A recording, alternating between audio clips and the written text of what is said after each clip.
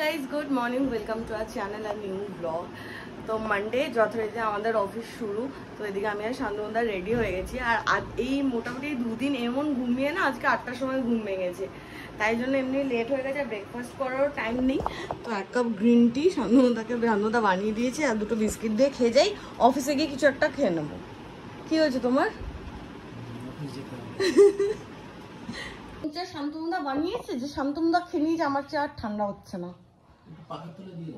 ছেড়ে দাও, ছেড়ে দে, তুই খেয়ে নে। ঠান্ডা জল মিশিয়ে দেবো? আচ্ছা তা আরে আমি এখন চা খাবো না, তো ওই জন্য চাটা নষ্ট হবে তো। এত তাড়াহুড়ো চোটে আমার চাটাও ঠান্ডা হয়নি, চাটা খাওয়া হয়নি। তো অফিসে গিয়ে একটু চা কিছু খেয়ে নেবো। আজকে এত লেট হয়ে গেছে, মানে 8টা, রোজ কি 7:30টায় ঘুম থেকে হয়, আমি আরামসে ব্রেকফাস্ট বানাই।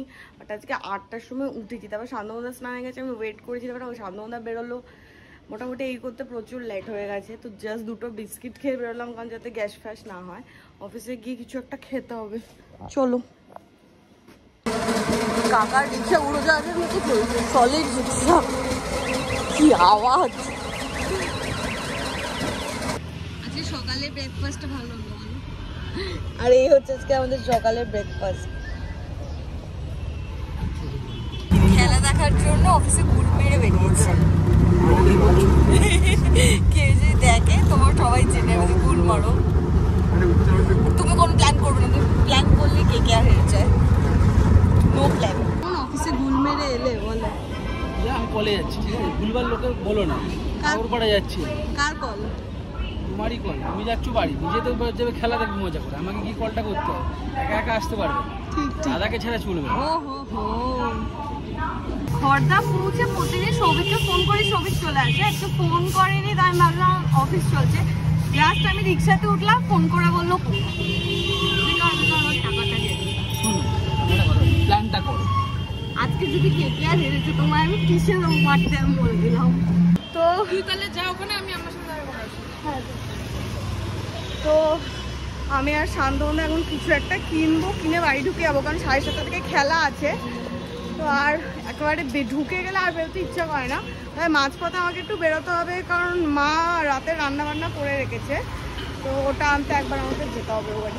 শান্তনুদা সেই সকালে গেছি, তারপরে তেমন কিছু খাওয়া হয়নি। তো এখান থেকে চাউমিন নিয়ে নেবো মহালক্ষ্মী থেকে, তারপর বাড়ি গিয়ে খাবো। আর কি নেবে তুমি বলো, কি খাবে?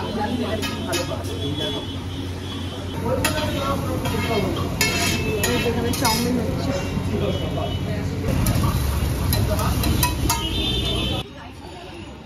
গোটা বোতল খাবে? সময় 2 লিটারের বোতল যেগুলো হতো আগে খেয়ে নিতে ঢকঢক করে। এদিক দিয়ে লিমকা, এদিক দিয়ে পেপসি একসাথে ককটেল। ওই ঘুমিটা বেড়ে গেল।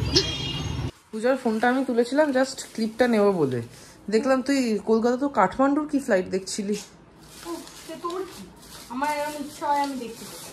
এখন নাকি আমরা কাঠমান্ডু যাবো। কাঠফাটা গরম এখন, এখানে কোথাও বেরোতে পারছি না, কোথাও যেতে পারছি না।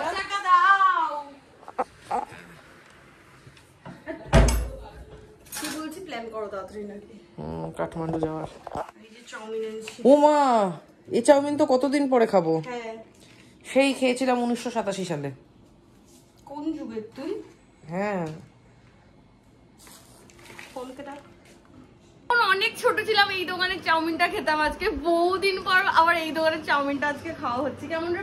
খুব ভালো, নস্টালজিক ফিল করছি।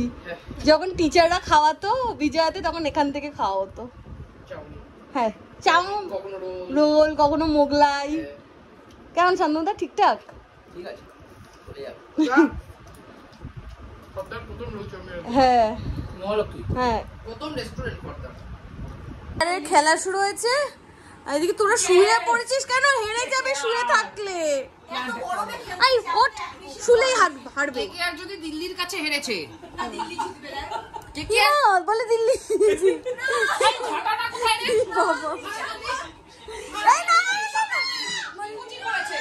বাবা।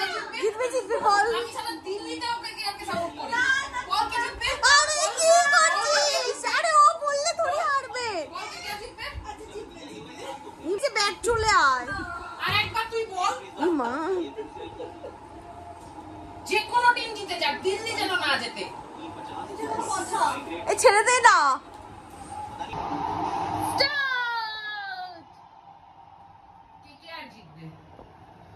দিল্লির কাছে হারবে না। ঠিক আছে বাবা, রিল্যাক্স।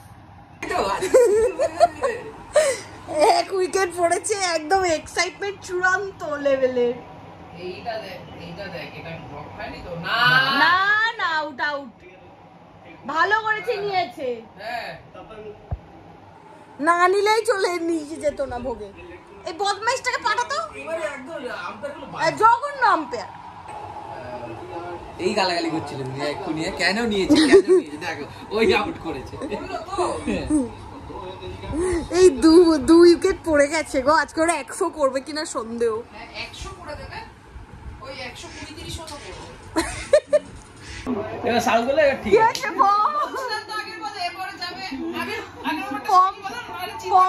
পমের প্যান্ট চলে গেছে, পমের প্যান্ট চলে গেছে। কেউ খেলে বলতো?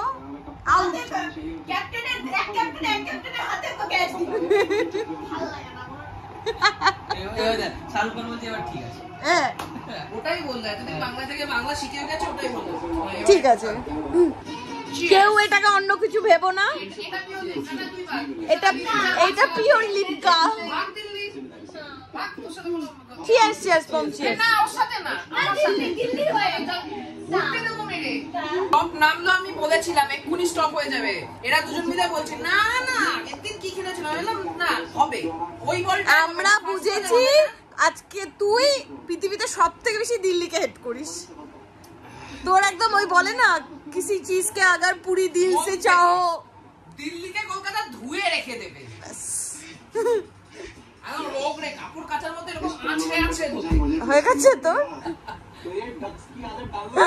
আজকে কি হচ্ছে মানে 14 ওভার এই হলো, 14 ওভার 2 বল, 7 উইকেট 8 উইকেট পড়লো, আর 8 উইকেট পড়লো।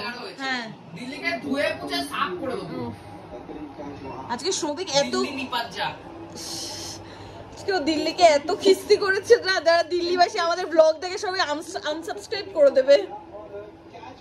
দিল্লিতে যারা বাঙালি আছে তাদের দুঃখটা আমি বুঝি, বাধ্য হয়ে হয়তো দিল্লিতে থাকতে হচ্ছে, কিন্তু আমরা জানি তারাও মনে প্রাণে আছে কলকাতাকে সাপোর্ট করছে। অবশ্যই সাপোর্ট করবো। তো 9টা বাজে আর মোটামুটি 2টো উইকেট পড়ে যাবে।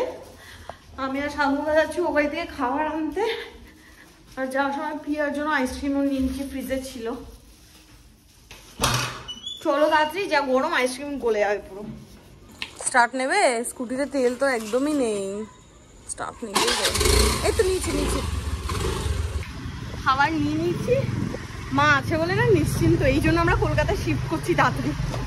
সবে কেকেআরে শুরু হলো আর ফার্স্টেই সল্ট মারলো তো। সল্ট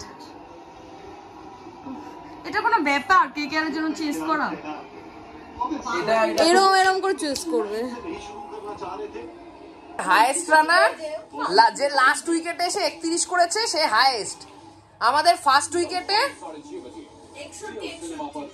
সল্ট 60 করে দিয়েছে। হ্যাঁ, দিমাগ বলো কি কবে হবে, কবে হবে? হ্যাঁ, ওটা দিল সবার কাছেই আছে। হ্যাঁ, দিলওয়ালা দিলটা ওইটা হাঁটুতে থাকে।